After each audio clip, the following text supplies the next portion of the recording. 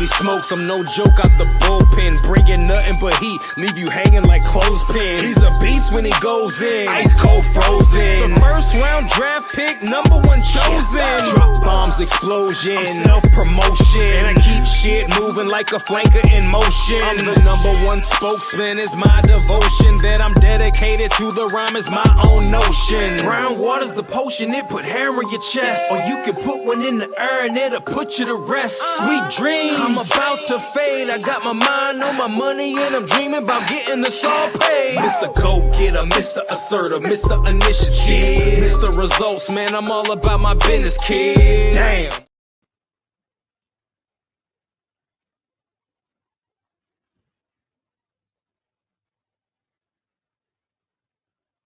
Silence!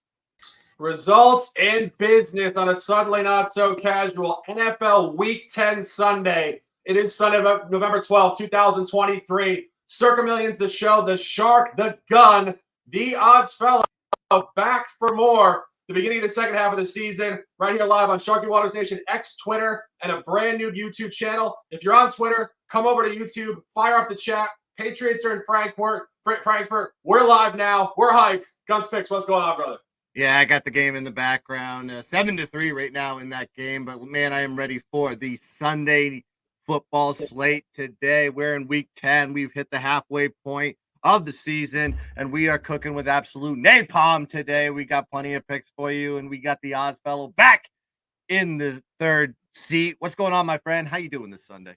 Here, I'm ready. A lot of division games, fun little slate. Can't believe it's week 10, but I'm all here for it. Yeah, you know, the beauty of it is that this elongated season, this is actually the first game of the second half of the season, plus the playoffs. We're still technically in the first half of the entire calendar in NFL. And not waiting around on a Sunday Not So Casual 7-point Sunday. Big time football. Never thought I'd be saying this about a backup quarterback situation in Minnesota versus a now journeyman Derek Carr. But here we are, 1 o'clock, US Bank Stadium, Minneapolis, Minnesota, going to the road team and the road locker room. The gun opening up the broadcast with the first and only three-way collaboration play. New Orleans Saints -2.5 official. Yeah, this might be my favorite play of the day. I can't decide, but I love this play here. Got to be going New Orleans here as the favorite here. Look, where's Minnesota coming from? 4-game winning streak and off a road win versus Atlanta last week, 31-28, despite losing the net yardage battle, -7 net yards. They're 5-4 straight up, 5-3 ATS. And then you got New Orleans off back-to-back wins versus Indianapolis and Chicago. Not the biggest teams in the world, but still wins nonetheless. They beat Chicago last week, 24-17, despite losing the net yardage battle in that game, but they had +5 turnover ratios, deciding factor. Minnesota has been great on the road this season. They're 4-0-1 straight up, and they've covered four straight overall, 3 road games and 1 home game. When these teams play at home, they have underperformed compared to on the road where they play. When you look at Minnesota's numbers here, they have a -2 point differential, plus 63 net yard average, -1 turnover ratio. At home, they're 1-3 ATS this season. That includes games against Tampa Bay, the Chargers, KC, and San Fran. Now you got to look at New Orleans on this one. They've had their struggles at home with a -4 point differential, -20 net yard average, +1 point of turnover ratio. They're 0-4 straight up. ATS at home. But on the road, way different story. This is a team that can travel. +8 point differential, +87 net yard average, +1 turnover ratio. And that's against Carolina Panthers, Green Bay, New England, Houston, and Indianapolis. So that's a sample size there. Now in New Orleans, 3-2 ATS on the road this season, but their 2 ATS road losses were against Houston and Green Bay. If you actually look at the Green Bay game, they were actually up 17-0 in that game. Derek Carr gets hurt, and they just completely crumble. And then you look at Houston on the other side in that one. New Orleans actually won the second half, had the ball inside Houston's 34 straight possessions, and only came up with a field goal. That's it. So you got to look at these little bit of outliers, look into the box score, and see what the actual outcome in that game is, because quite frankly, this team should be 5-0 ATS on the road this season. These two teams met in 2022 in London, with Minnesota winning that game by a field goal as 4-point favorites. Now you have New Orleans here favored, flip side on the road.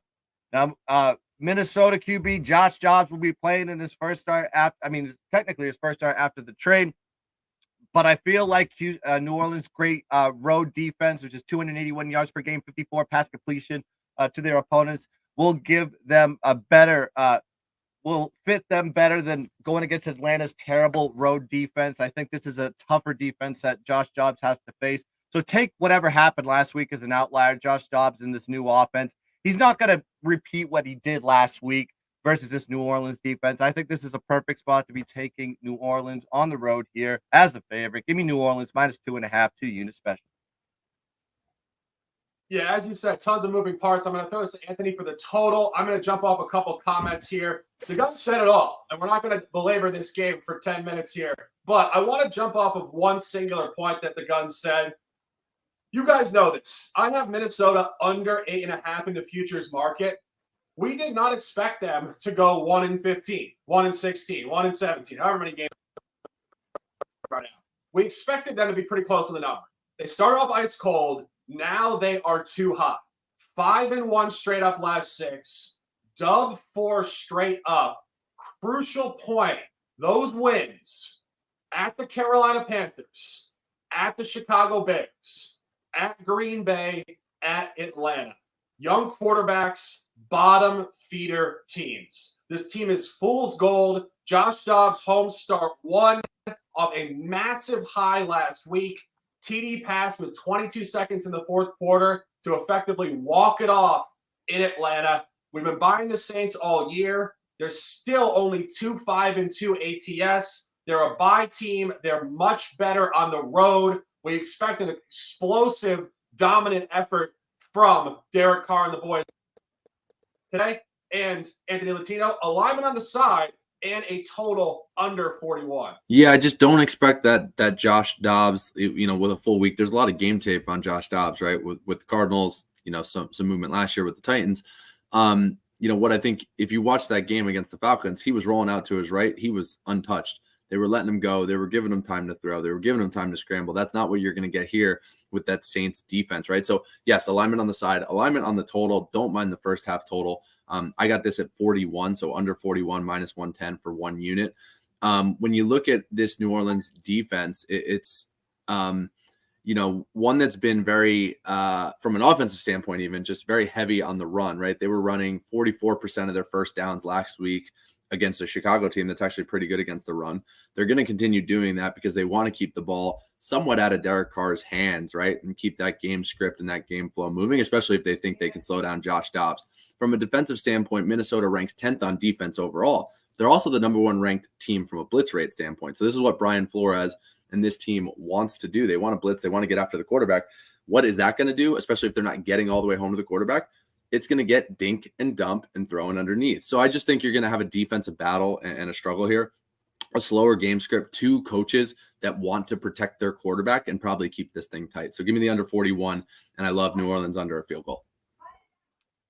Yeah, it's funny. I introed the game saying I thought there would be an explosive game, and you're on the under. But my reactionary point to the explosive comment, jumping off of what Gunn said, is purely the fact that New Orleans has scored the ball well on the road, and I do think they're going to score the ball today. And I think one final point on this game, but the Gun mentioned they did take an 18-17 loss in their only road game traveling in this division. Crucial point, though, they were up 17-0 in the game. So this is where they function great.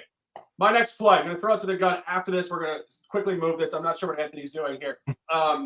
Taking the Pittsburgh Steelers at -3 1 unit. And the first thing that I have written down here as an open to this game, which I think is very interesting, is this is a battle of 2 teams we love to fade.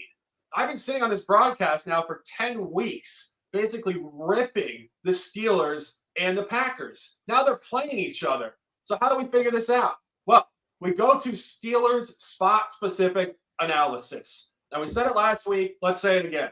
Pittsburgh plays to the spot, road, home, in, or out of the division. 2-0 road at Pacific time for whatever reason. Win at Raiders, win at Rams, both small dogs outgained in both games. 2-0 at home in the division as a dog. Cleveland and Baltimore, both games they were outgained. Again, the mirror is real. 0-2 at home outside of the division as an underdog, blown out in week 1 against San Francisco. We saw that, and we faded them because of that against Jacksonville 2 weeks ago. Jacksonville 20-10. Last week, we bought them. Are we the Steelers whisperers all of a sudden? I don't know.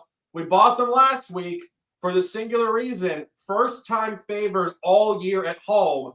20-16 cover against Tennessee. Go to the other side of this. Green Bay is purely fool's gold. And you'd say to yourself, how is the team fool's gold when they're 3-5? Well, they could be 0-8 in my opinion. 3 wins. Blowout win against the Bears. The Bears are the worst team in the sport across the entire window. Certain teams might be worse now, but the Bears have been the worst for the entire season. Win against New Orleans, we just mentioned it because Derek Carr got hurt. Last week, 20-3 win against Brett Rippon, another backup quarterback. So their entire efficiency this campaign has come in week 1 against the Chicago team they've dominated for basically the last 20 years and 2 backup quarterbacks. This team is absolute top level fool's gold. They are 0-3 straight up outside of the division on the road. Lost at Atlanta, non-cover at Vegas. We bought Vegas that week as well, and a tight loss to Denver. You notice those 3 losses, Atlanta, Vegas, and Denver. Those are not good teams. This Green Bay team is not very good. This defense for Pittsburgh is opportunistic. They're going to be hounding Jordan Love in the pocket all day. Love this play. Stand up. Acrisure Field. Let's dominate. The one other angle for that Pittsburgh game, just because it was one, Shark, you and I talked about a little bit, and I did like, as it starts getting closer to 3.5, if you can't find the threes out there, I'd tell you to wait. There is a chance Pittsburgh has started slow in some of these matchups. Are we sure that's going to happen? No. But a lot of instances, Pittsburgh's been down at halftime, has won the game in the full game. So you might get some live value too. If it's 3.5, 4, I wouldn't go chasing. Yeah, and I think, obviously having moved the offensive coordinator to the sideline was sort of with intention to hopefully start more explosively. They did actually start that game last week against Tennessee with a first drive touchdown. Quicker. I believe it was the first one much quicker. Year. So I think that this Canada being on the sideline is definitely potentially changing the flow of this offense. And again, we don't think that Jordan Love has anything, honestly. And I think that expecting Jordan Love to come out with some sort of explosiveness is maybe not in his reach as a professional quarterback, in my opinion. So love the Steelers today. Let's dominate. Guns picks, out of division football, out of conference football. Tennessee Titans at the Tampa Bay Bucks. A lot going on in this game. Will Levis start 3. Baker Mayfield grinding his way through a season on an L4. You like the road team at +1 in the Circa, +2.5 now. Yeah, I mean, what happened last week? We faded the Titans, we took the Steelers, and now I'm going to be taking the Titans in the next week off the loss.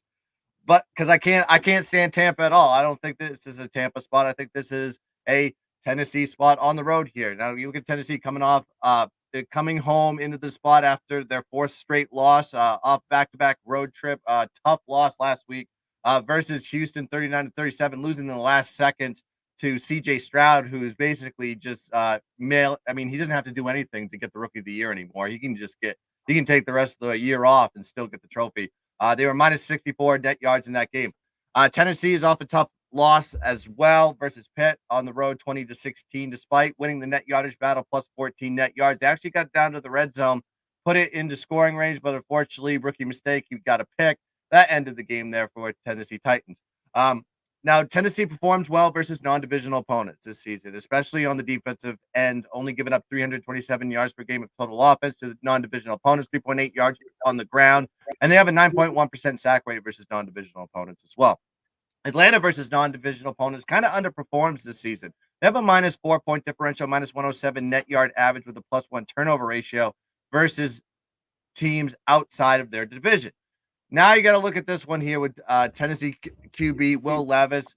He's been pretty impressive in his first 2 starts. I have to say that in comparison to Ryan Tannehill, if we're just looking at the corollary here, he averages more yards per play passing. He has a 4-to-1 touchdown to turnover ratio, where Tannehill was two touchdowns 6 INTs. So, I mean, this is a guy that can take care of the ball. And I think it's going to work out there for Will Levis here. He's got a little bit of a chip on his shoulder, expected to be drafted higher than he was. So I think there's a little bit of motivation on his side there. Now you got to look at Tampa Bay's defense weakness at stopping the passing game. In the last 4 games, they've given up 335 yards per game passing to their opponents with 72.8% pass completion rate. They rank 31st in opponent passing yards per play at 7.5, and then passing yards per game at 296. Also got to look at the trends on this one. Tampa 2-6-1 ATS as a home favorite, and 2-5 ATS versus non-conference opponents. So Tennessee is in the better spot here, I believe. They're coming off the loss. They got the extra rest.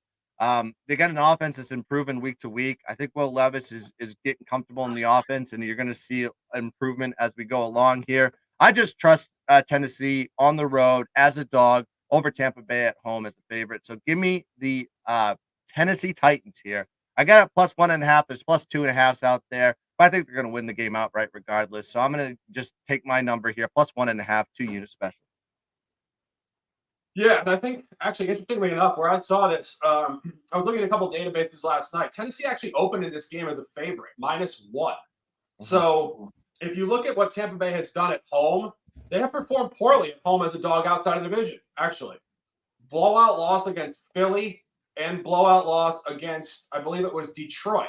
So if we want to correlate that, the only time that Tampa Bay has played well this year at home, it was against the Bears. We're not going to go into that again, but they were a favorite there, -2.5. So I think the line is actually on you here with some strength. Segueing to my next official play, a collaboration play with the odds fellow, Anthony Latino, taking the Bengals at home, 1 o'clock, Paycor Stadium, -6.5, 1-unit official. Great conversation with this particular game. We talk about this every single week, and we will continue to call them the procrastinators. And what that means is they don't show up until it matters. This is the 3rd consecutive season they've done the exact same thing. They started this season 1-3 straight up in ATS. They're 4-0 since. Last year, they started 2-3 straight up, and they finished 10-1 ATS. The year before, they finished 5-4 straight up and finished 5-2 ATS with deep playoff runs. The biggest counterpoint, which everybody's been talking about all week, and I always say this, believe me, guys, I thought of your counterpoint before you even thought about it, because I looked at the game on Sunday night, and I said to myself, Cincinnati's off 2 wins against Buffalo and San Francisco, and they get Baltimore on Thursday night. They're too hot, perhaps. Look ahead, division rivalry game. It's a trap, right? Wrong. In the Joe Burrow era, Cincinnati is 4-0 straight up and 4-0 ATS the week before playing Baltimore, if they're playing an out-of-division opponent. That is very noteworthy. Also, Cincinnati is 3-0 straight up and ATS the Sunday game before a short week Thursday night football game in the Joe Burrow era. They play great regardless, because it goes back to the point, no matter what happens after week 7, this team is turned up. Doesn't matter if it's a look ahead or not. They turn up. Slightly more detail on this. Cincinnati is 3-0 ATS at home outside of the division this year, covered against the Rams on a 2.5, Seattle on a 2.5, and Buffalo on a 2. Cincinnati is 14-2 ATS, home outside of the division in the Joe Burrow era. Houston is polarized. Houston is 3-0 straight up, 2-1 ATS at home outside of the division, coming off a gigantic win. 0-3 straight up, 1-2 ATS, road outside of the division. Final point of the game, the only time Houston played in this division on the road this year, week 1 at Baltimore, 25-9 loss. Same line. Baltimore was laying 8. This opened at Cincinnati -8.5. The steam is only coming on this game to Houston because Houston looks good. CJ Stroud is the hottest media narrative in the world in pro sports right now. No, it's not. I'm just hyperbolizing. But people are hot on the Texans, and they think Cincinnati will not play because they have Baltimore next. It doesn't take that much analysis to look at what they do before Baltimore and on a short week, but most people refuse to look at the calendar. I look at the calendar. I see what's going on here. Cincinnati, stand the hell up. Anthony Latino, a collaboration official. Yeah, it's all that upward movement, right? And look, I respect the hell out of Houston. We've been on them sometimes. We've been off and fading them sometimes. I think C.J. Stroud has done very well, but I do respect the hell out of, and he doesn't get enough credit either, Lou Anarumo and this Cincinnati's Bengals defense, right? He's the coordinator. He's been there. The adjustments he's making in the second half of some of these games, what he's going to do to bottle up a rookie quarterback is something I expect to see here today. No Nico Collins for the Texans, yet you look at the line strength, even with maybe Jamar Chase banged up, T. Higgins out, right? Some of the weapons for Cincinnati that people want to point to, that line has stayed there, right? In that 6.5 range. I did get 6. I love it there. I love the upward movement. Now is the buy spot for the Bengals, because I do actually think they win on Thursday too. That's a buy for Joe Burrow. You know what I did this morning? I sprinkled plus 700. There were, I thought, some 8-1 and 9-1 still out there, but I found a plus 700 Joe Burrow to win MVP. The upward movement continues today. The Joe Burrow, Joe Cool, I put the shades on for him. That campaign continues today. So I got Bengals -6. I know you're 6.5. I'd stay under that, up to 7. I think you guys are in good shape.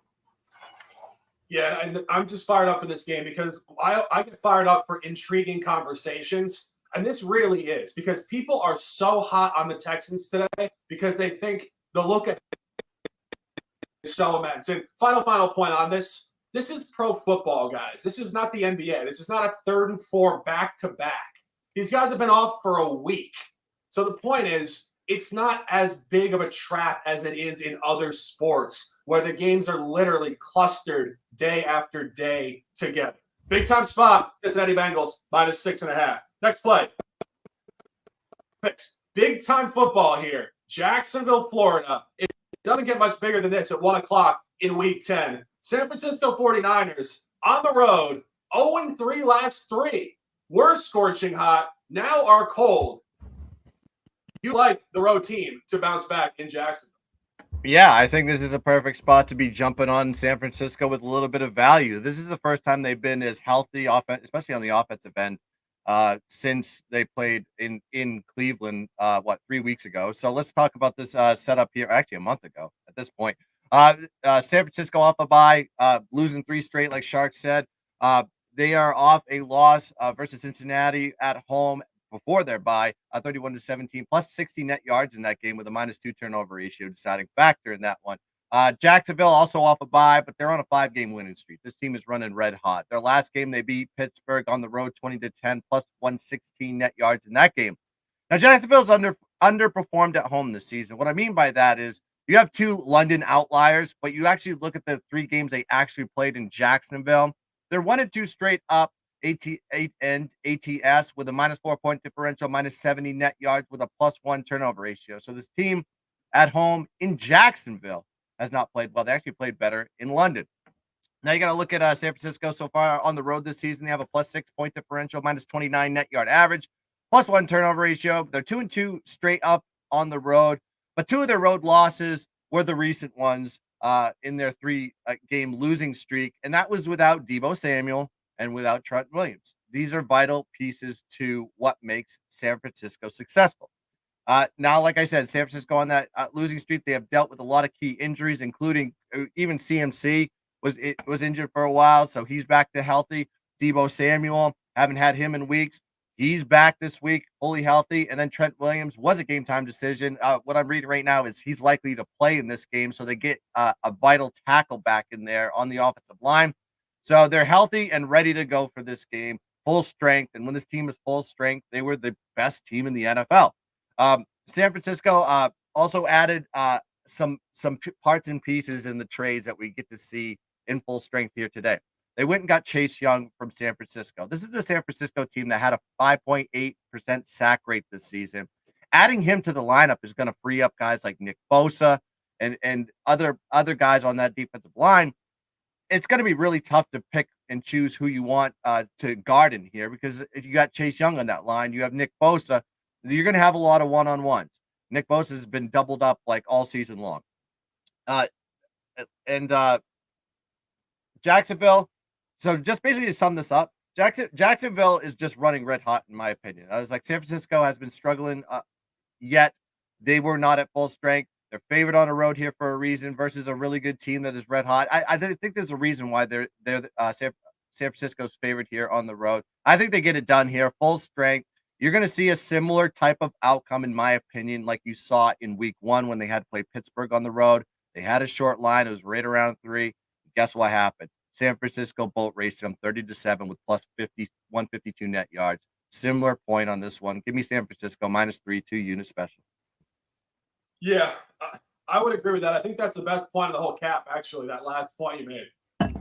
San Francisco is 1-2 ATS on the road outside of the division. But the key point, those 2 non-covers at Cleveland -9.5, inflated line against a backup quarterback, and at Minnesota -7. So they didn't cover the big ones. They covered the short one at Pittsburgh, and it was at the AFC. Jacksonville also 0-1 at home at this number against Kansas City in week 2 or 3, I believe. 17-9 loss. Jacksonville's a little too hot. They're supposed to win 10 or 11 games, not 15. This is definitely a San Francisco spot today, in my opinion, and the gun with an official. Staying at 1 o'clock. Tough stuff here, I think, ATS. Baltimore hosting Cleveland. Baltimore scorching hot, 4-0. Blowouts in their last few home games. Hammered the Lions, hammered the Seahawks. I think environmentally speaking, that does speak to out of division, out of conference opponents, not competing well in this spot. This is a divisional game. It is a divisional revenge game. It is Deshaun Watson on the road. Anthony Latino, an under 38.5. Yeah, I'm going to do it under 38.5, under 38. Probably still out there too. Just a half unit to start. This is one I want to see just to see if anyone gets going a little bit earlier. But you got, I think, the top 2 defenses from a DVOA standpoint in a division matchup coming in against a game where they went under in the first go around. Now, that was not because of the Baltimore Ravens. That was because the inept Cleveland Browns offense. That game without Deshaun Watson ended 28-3.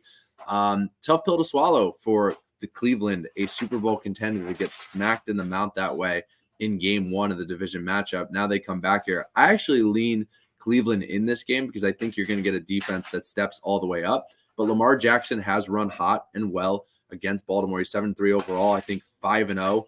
Outside of a game he left in the first quarter in his last 6 against the Ravens. So that dates back to like 2020. But I do think you're going to get a defensive struggle here throughout. So really what I'm just protecting against with that half unit is maybe some short fields, maybe some defensive touchdowns. But some of that stuff happens early on. Sometimes you can get an inflated number. So I may add to this throughout the game, live or second half. So under 38.5, I think it's going to be a Cleveland revenge type of spot, and that has to lead with the defense, given the game script and given the Deshaun Watson that we've got, who is not the Deshaun Watson of old. I agree with you, and I think that a key point here on the number, obviously Baltimore did hammer them in Cleveland, as you mentioned, backup quarterback, not the same conversation, but within the actual Vegas number here, Baltimore did lay -1.5 on the road, and based on line functionality, it should be a 3-point gap coming road to home. This opened at -4.5, exactly where it should be for what we call neutrality. And what that means is that Baltimore is supposed to win this game by 4 or 5 points. So now that it's been steamed up, you're actually getting value on the 6.5. You guys know we hate that word. It's usually a Joe Public narrative. But in terms of line functionality, the opening line tells you the story. So now that the line's moved up, mostly because Baltimore is so hot, this is definitely a Cleveland side to keep it tighter. And as we mentioned, Baltimore just scorching these opponents outside their conference. A divisional game is going to be a tighter game. Staying at 1 o'clock. Actually, maybe we're not staying at 1 o'clock. I think that was it for the 1 o'clock slate. Going to 4 o'clock. Detroit Lions on the road at the Chargers. Chargers finding yet another +3 number where they seem to function incredibly sharply. Detroit on the road. Strong figure and an official from the gun.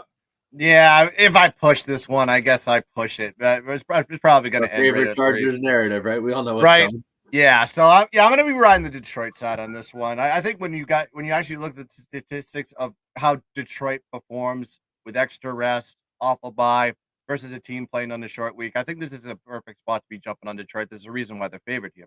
They're coming off a bye, like I said, off a nice Monday Night Football win versus the Vegas Raiders prior to the bye.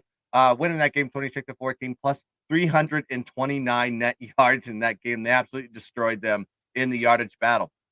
Now you got the Chargers. They're also coming off a Monday Night Football win versus the aforementioned New York Football Jets, 27-6, losing the net yardage battle by only minus 75 net yards. They only put up 191 yards of total offense and won that game 27-6. Remarkable type of statistics there. Now this game is Detroit's 5th road game of the season and their 3rd road game in their last 4. They're 3-1 straight up in ATS on the road this season with a plus 47 net yard average and a plus 1 turnover ratio. So they do perform well and travel well. Detroit coming off the bye, rested, well prepared. I told you that this is where they perform well historically. When they come off a bye, they are 4-1 ATS off a bye, and they're also 11-3 ATS when they have a rest advantage over their opponent. And they have some huge rest advantage over the Chargers here because Chargers played on Monday night. So it's a short week for them, and it's well rested here for Detroit. Now you got to look at the Chargers on this one. Plus 4-point differential, minus 19 net yard average at home this season. But 2 of their home wins were against some bad teams. We're talking about the Raiders. We're talking about the Chicago Bears with, it's Bajent. You know, throw another pick. Whatever. Okay, let's work on that one. So their other 2 games were against Miami. That was a loss and a non-cover. The other one, Dallas, loss, non-cover. So what I'm telling you here is when they have a step up in class, when they have to play a road team, this is where they kind of falter and tilter, and they don't cover the number. Now, Detroit loves to air it out, right? Great passing team. 259 yards passing this season. They're ranked 6th in the NFL. They average 7.4 yards per play in the passing game, ranked 8th in the NFL. And what is the weakness with the Chargers on the defensive side? It's the passing defense. They give up 286 yards per game passing to their opponents, which is ranked dead last in the NFL. And they give up 7.2 yards per play passing, which is ranked 30th in the league. Also, key point on this one, Detroit gets their a big weapon back in David Montgomery, who is missing in that offense. So they're going to have some depth there in the running game. So there'll be a little bit more balance, which is a huge offensive production element to Detroit. I think Detroit just gets it done here. It's a big mismatch here for the Chargers. You have Detroit off extra rest, coming off the bye versus a Charger team off a short week that played absolutely terrible on the East Coast, traveling back west to go play this juggernaut that is the Detroit Lions. I think Campbell gets them ready here. Give me the Lions here, -3, 2-unit play. Yeah. You know, you guys know I love the Lions. We backed them so much over the last 15 weeks, dating back to last year. It's really the Chargers for me where I couldn't get there on this one. As we said, maybe this is a push. I don't know. I do think a strong meritable point to Detroit here, outside of all the things that Gunn said. Detroit is 1-0 on the road in this division. If you remember, they opened up Thursday Night Football Week 1 at Kansas City at +8.5, 21-20 win. Kansas City is clearly a higher notch of football than the Chargers. This did open at Chargers -1.5. Significant steam here across to -3 Detroit. But I think that functionality is nice. They're 1-0 as an underdog at the AFC West. I think you're on the right side. We always just worry slightly about the Chargers being right on the number. Anthony, any comments on this one? I lean slightly the Chargers, but I do think it's going to be a close game. A lot of the matchup, a lot of the numbers favor Detroit as Guns laid out. It's really just a matter of when and if and this season will this Chargers team wake the fuck up, right? Because they're capable of winning this game. They're capable, especially they should be able to win a game at home. They don't have that home field advantage, and we don't know what type of Chargers we're going to get. What we've seen from this Dan Campbell-led Lions team starting last year and continuing the upward movement this year is consistency and discipline. So that's tough against the Chargers, right? Yeah, and our guy says Staley seems to figure out a way to screw it up every week. Not wrong. And I think, not wrong. And I think that's what it is. You said, when are they going to wake up? But I think that it's maybe the coach is never going to allow them to wake up and really exhibit how much talent they have on the roster. This guy is the perfect example of analytics gone wrong. And I swear, it should be a segment on, it should be a show on Saturday night, like Cops and America's Most Wanted, analytics gone wrong. They can have what's his name? Scott Hansen host it, the guy from To Catch a Predator, To Catch an Analyst. I think it should be SVP myself. I mean, he does bad beats. It's kind of the same element. I would think that he'd be a perfect host for that show. Going, Brandon Staley's in the lab in the chart room. He walks in. He's like, Brandon, why do you have that Mike's Hard Lemonade tonight? What is going on here, brother?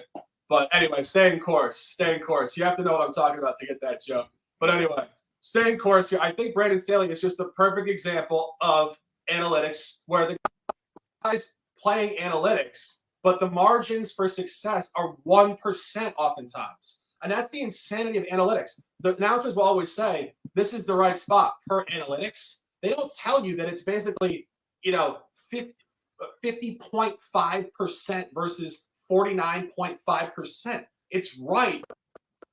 There's no real edge sustainably. It has to be spot-specific analysis. It has to be what's right in this moment right now.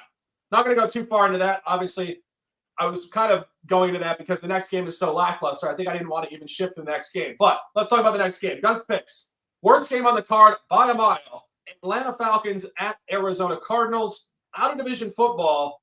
Backup quarterback Taylor Heineke, the journeyman, and Kyler Murray, his first start of the year. It doesn't get any more unpredictable than this. Guns picks. Can you predict anything in this game? I lean towards the Atlanta side, even though Atlanta is just the worst of the worst when it comes to playing on the road. There's no statistical analytics behind it. But Arizona, I can't trust. You have Murray coming back.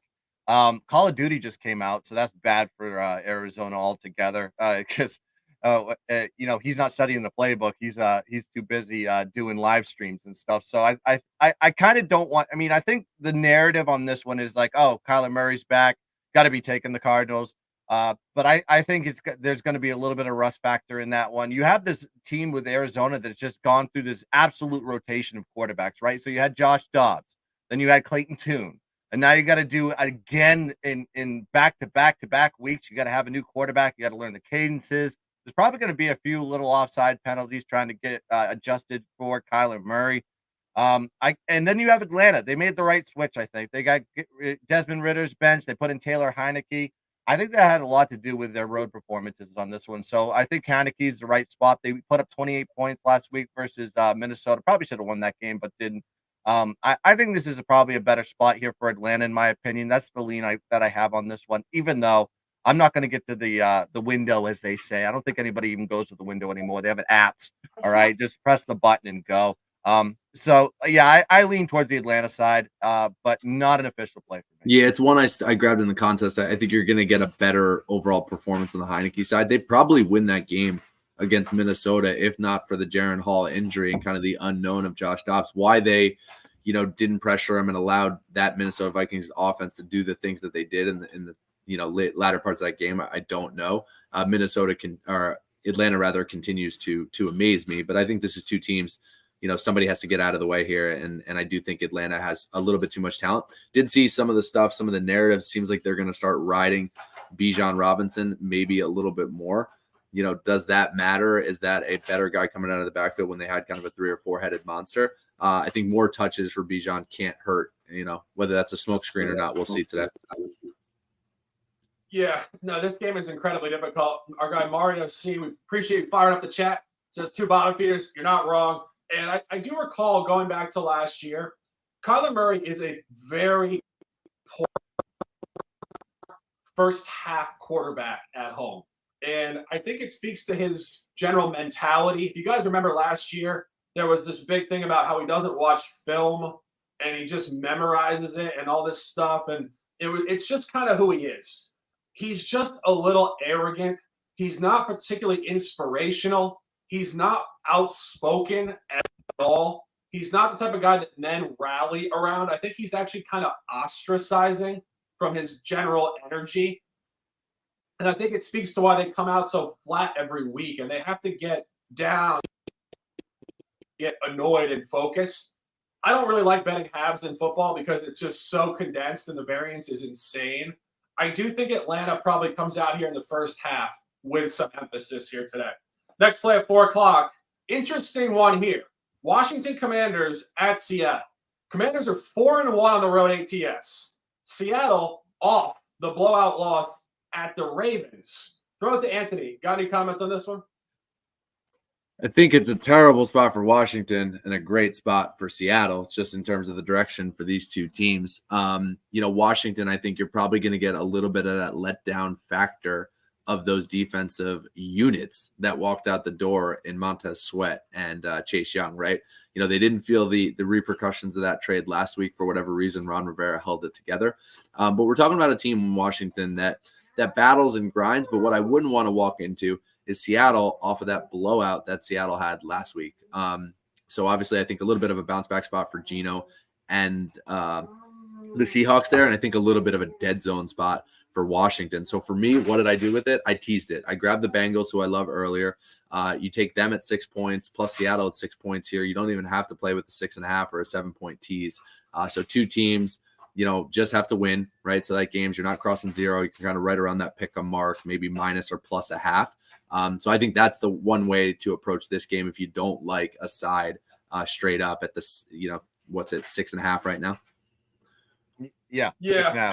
I was looking at it, and as I said, Washington is 4-1 ATS on the road, but the key point here is their only non-cover came at the Giants. And what's the similarity here? The Giants were the only other game this year that was the second game in a consecutive road sequence. And of course, they did win in New England last week, staying on the road. This is a tough spot for Washington. Final point on this, I'll throw it to the gun for some comments. The corollary spot here, if you will, it's not a great corollary, but it does have some merit. Seattle off a non-cover within the AFC North at Cincinnati. They came home and laid a big figure against Arizona, minus 7.5, steamed up to 9.5. They did win 20-10 in cover. We had that week as a bounce back. We also did have Cincinnati that week. We've also gotten Seattle right a lot this year, but I do fear mildly this could be a real push number. If you look at how Washington has played on the road, even that game at the Giants, they were right around it, 14-7, a couple mistakes. And that Arizona game for Baltimore, 9.5, finished at 10 to hook. And Anthony, you remember the game that Seattle hosted Cleveland a couple weeks ago? They pushed on a 4. The bottom line here is Seattle at home is very sharp on the number. I could go either way with this. I saw some people that were very bullish on Seattle. I get it. I just think when you look at how they're graded at home, it's tight stuff. And you can't overlook Washington. They're scrappy. Sam Howell throws a nice ball. It is what it is. Guns Picks, any comments? Yeah, I mean, you've seen their offense with Washington the past few weeks. They hit 400 plus in the last 2, but they did against Philadelphia, a team they've always played well against, and they did against New England. I mean, New England is just a team that is a falling knife. I mean, they're going through some shit right now. It's a tough spot hitting on the West Coast, coming from the East Coast, and then you got a team that is on a tremendous bounce back after really not showing up versus Baltimore, 37-3. Then they put 151 yards of total offense last week. I think Carroll's going to want to get his guys together at home. Probably a better spot to be taking Seattle. I'm not going to take the spread on this one, but I think Anthony hit a key point on this one. It's probably better to just throw them in one of your teaser cards. If you do a 2-team teaser and something like that, I think that's probably a perfect spot. You get past some key numbers. But yeah, nothing I'm going to be playing on this one. This is just a watch and see. With Washington, how they play on the road versus, a team on a bounce back. I think there's boxes checked on both sides. Yeah, agreed. Final game at 4:00, divisional football. This is unfortunate stuff. This game is so lackluster. Originally, this game opened at minus 5.5, and that tells you where it was supposed to be. It was supposed to be big-time NFC East rivalry football, Week 10, 425. Now we're sitting at 17.5. We have a third-string quarterback in here, Tommy DeVito, kid out of Illinois and Syracuse. It's a disastrous game. And we talk about this all the time. When you see games and lines like this, where you're looking at a minus 17.5 on a total at 38.5, these games are so robotic. They're basically telling you this game is going to be 28-10. And it's nothing other than the numbers, the way they interact with each other, the total on the line. Anthony, what's the fan base saying today? Well, I'm in New Jersey too, right? So not am I a misplaced Dallas Cowboys fan. I'm also in the heart of Tommy DeVito, go get your shine box territory too. This guy is at home. He's getting his laundry done. He's eating chicken cutlets. He's the pride of Don Bosco Prep. And it's really still unfortunate that he's going to get eaten alive by this Dallas Cowboys defense. I think you'll get a spirited Giants effort. I do. I think you're going to get a defense and an all-around team that in a division matchup wants to set up. It's a big number, not one that I would necessarily lay. But it's tough to think the Giants can get all the way there. Totals, maybe one way to look at it, team totals. It's probably going to be a very physical matchup if the Giants want to establish anything and get going. But, hey, shout out to Tommy DeVito. Yeah, the gun. What do you think on this one? It's Dallas or pass for me. I've expressed this before. Where do we have Dallas situationally? They're off a loss, right? What happens when Dallas is off a loss? 11-1 ATS in their next game. This is a big spread for a reason. The total is 38.5, 39, and the spread is 17.5. I'd rather have Danny DeVito be the quarterback than Tommy DeVito. Let's face it here. He just cannot pass the ball. He can't run the offense. He throws a lot of picks. He's the Nate Peterman of all Nate Petermans, in my opinion. I think this is one of those spots where you got to be taking Dallas. They're playing at home. They're playing a bad team. They do this all the time. They absolutely destroy teams off a loss when they go home and they play a bad, or an average team at best. And they've done it in the division too. It's been in the division. This team. I mean, they won 40. What did they win? 40-0 in week one versus Giants with Danny Dimes. Yeah, they're going to get Giants are going to get smoked here. It's probably my lean on this one is the under and Dallas. Maybe Dallas first half. Yeah, it's interesting because Dallas has only played 3 home games all year. They actually have a couple more home games coming up, but it's been very consistent. 30-10 against the Jets. I think that might be the type of game you see today. A little lower scoring. They did beat the Patriots 38-3. I believe there were a couple of defensive touchdowns in that game that got the score up to 38. But I think that without defensive touchdowns, which of course there could be, as you guys are discussing, DeVito is very susceptible to a pick six, whatever. It's going to hover somewhere around this 30-10 score, I think. And we would never talk you guys onto the Giants. The Giants cover at the Bills on an inflated number. The Bills are the Bills. Cowboys are different, and that was also Tyrod Taylor. Blowout, no matter what. Our guy, Football Guy 97, says Dallas over 27.5 team total. It's the sharp side. Again, I think you're probably looking at a tight one, though. I think they might score 28, 30, or 31 points. So best of luck in this game. This is not exactly where we're looking to spend or wager money. 8 o'clock. Great survivor pick is Dallas, obviously. Everybody and their mother's going to be taking Dallas, including myself. I'm on Dallas and survivor pool. True. If they lose, and I deserve to lose. The other New York team, also on the road, 8:20 p.m. at the Raiders. Another snapshot to where NFL scheduling is at the mercy of injuries and in-season variance. When this game was put on the card back in April, they thought this was going to be Aaron Rodgers in prime time at Jimmy Garoppolo and Josh McDaniels. Now it's Aiden O'Connell, Antonio Pierce, and Zach Wilson. This game is not remotely close to what was expected, and the line is reflecting that. Jets -1, total super low, 35.5. I'm going to throw it to Anthony for some comments. I think the best look in this game, just glancing at it now, is probably the under. Yeah, I don't disagree with the under. I haven't played it officially, but there's a strong lean for me to grab the New York Jets at that line that's hovering anywhere between a pick'em and -1, I think, right now.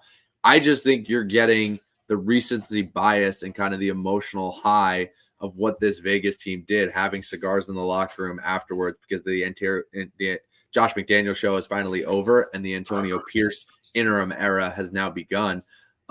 They faced a Giants team that wasn't very good offensively. Danny Dimes got hurt in the first quarter. I mean, Tommy DeVito, again, was never going to get it done in that offense, especially against a team that was kind of in that step up, that new coach bump and burst, right? There was obviously a lot happening in that locker room within that infrastructure. So again, classic little letdown there. And the other side of the coin is you get the recency bias of the Jets again in prime time against the Los Angeles Chargers on Monday night. did not look good. They didn't look good, but look at the box score. They actually, fumbled the ball 4 times. I think all 4 fumbles got lost, gave up a punt return touchdown, and still only gave up a few offensive touchdowns to a better Chargers offense than you get entering here with Las Vegas. So if the best unit on the field is the Jets defense, then I just need Zach Wilson to do a little bit, or don't do anything at all, right? And just get it done. So, that's the tough part, right? You're obviously backing an offense that is, has their own ineptitude with Zach Wilson and the Jets, but I will take the best unit on the field when a line looks like this. So pick them -1. I'm probably good with the Jets up to that number, and I think they do just enough.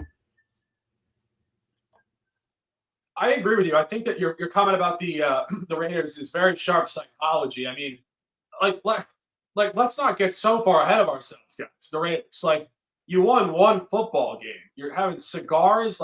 People used to troll Pat Beverly for the celebration in the playing game. I mean, this is week 9 last week, out of division football against the freaking Giants.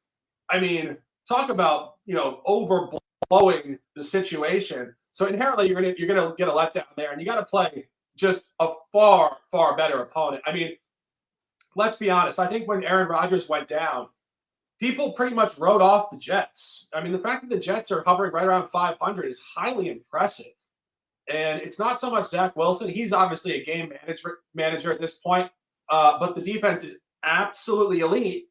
And you get Aiden O'Connell facing off against his defense. That's why I said the under. This does look like a Jets win in really low-scoring fashion. Not going to be pretty, but those are the advisory points. Guns, any comments?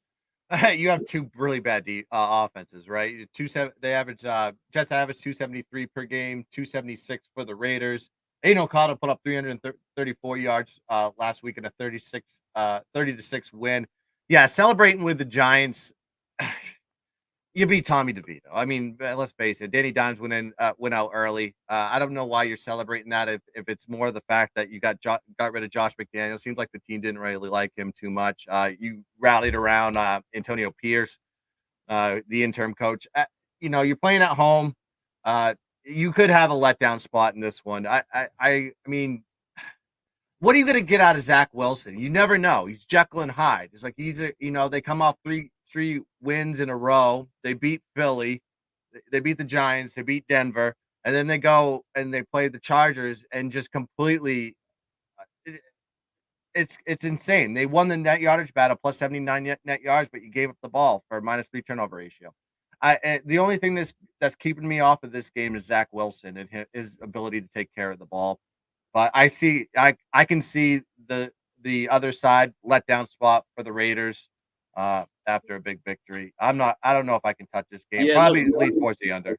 I know Mario and C in the chat said 2 teams going nowhere. I mean, look, that Jets roster is built to win now. Besides Zach Wilson in the quarterback position, they're built to win now. They've had good defensively, they're impressed. Defensively, they have, right? I mean, even I think outside of Zach Wilson or outside of Garrett Wilson at the wide receiver spot, they're a little bit weak, but strong backfield.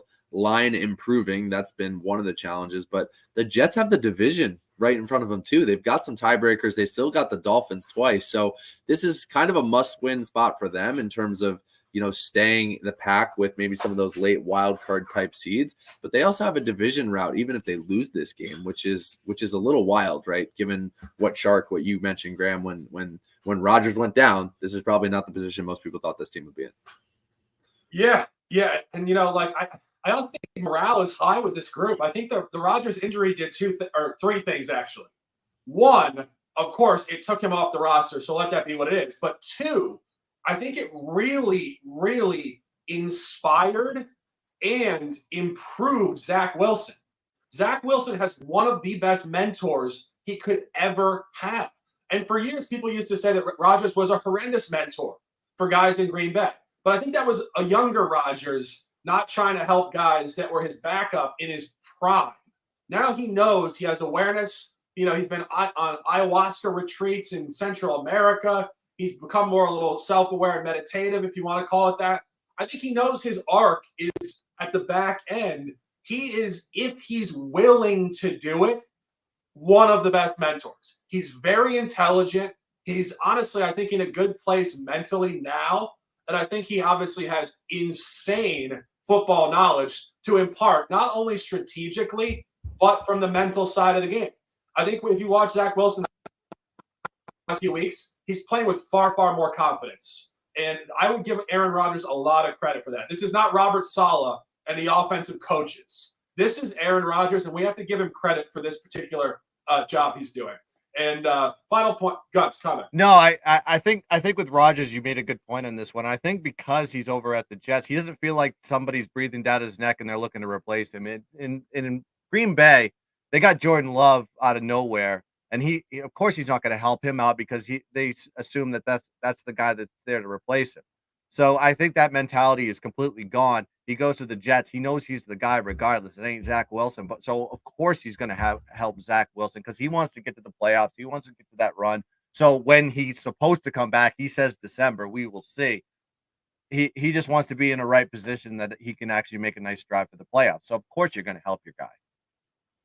Yeah, exactly. And the final point that I was meaning to mention, it's just a state of fact right now is that this team can make the playoffs.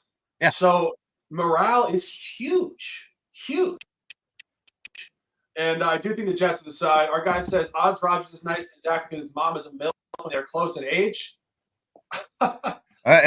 His mom is a dime. Her friends are dimes too. Ask Zach Wilson, the MILF hunter himself. God, that reminds me of when Delonte West with the Cavs with LeBron's mom. Dating LeBron's mom. God, this is the beauty of the show. We have so many anecdotal sports trivial facts we can drop. We love you guys so much. Sunday morning here, Sharky Waters Nation. He's supposedly homeless in D.C. now. I've seen the video. There's some mental health issues here. Yeah.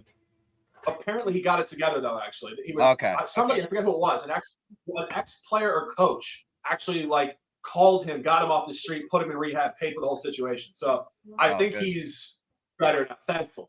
Yeah. And speaking of getting better, final play, big time play, Monday Night Football, November 13th, 2023. Mondays are for momentum. Highmark Stadium, Orchard Park, New York. Buffalo Bills, stand the hell up. Buffalo 0-5 ATS last 5. In London, lost to Jacksonville. Extremely lackluster home game against the Giants. Lost at New England. Extremely lackluster second half melt against Tampa Bay in prime time. And a loss last week against Cincinnati. The ultimate bounce back. We sometimes say bounce back is too sexy of a narrative. It does apply here. Go back to last year. This is the beauty of these teams that have had the same quarterback for years. We see pattern recognition. Last year, between week 8 and week 12, Buffalo did go 0-5 ATS. Exact same cluster. What did they do after that 0-5 sample? They finished 4-1 ATS. They've done this for years now. They come out hot, they lull mid-season, and then they juice it back up late season. Furthermore, beautiful corollary in this game. Week 1, prime time road loss for the Bills at the Jets. Week 2, as a direct bounce back, doesn't get much better than this, guys. They got they got Vegas at home. Same division, traveling to hostile, cold, not on your body time, Orchard Park, hammered Vegas, 38-10. Crucial point there. Big line, -9.5.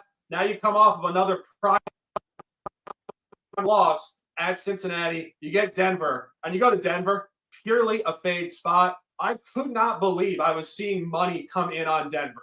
And it just reminds me of one thing. There are people who bet only chalk that are wrong, and there are people that only bet underdogs who are equally as incorrect. The market is never about all the dogs or all the favorites, and people do have insane bias to one side of the market and a lack of adjustability. Denver's coming in here off really the biggest high in the last 3 seasons. They're on a dub 2 straight up, both at home, and they're coming off of a divisional win against Kansas City. They had lost 15 straight or more to Kansas City. This is the biggest moment in the career of Russell Wilson with the Broncos. Now you get a bye week. You have to travel out to Buffalo. The only time they traveled in this division this year, I'll remind you guys, it was at Miami. Miami beat them 70-20. And this is a stronger line than Miami was graded at. And I have this written down. Books have Buffalo graded higher than Miami, who beat them 70-20. Absolutely love this play.